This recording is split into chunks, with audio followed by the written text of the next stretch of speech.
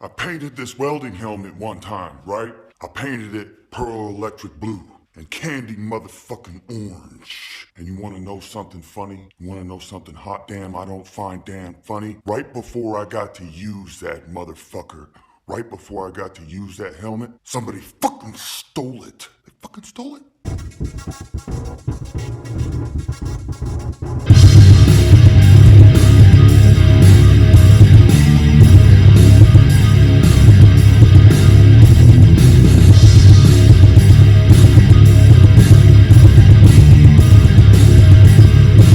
Shit was so damn good that a motherfucker had to steal it. They just had to. Why would somebody steal somebody's dirty, nasty, old, used shit? It was repainted, wasn't washed. There could be a hot damn skid mark in that helmet if you know what I mean.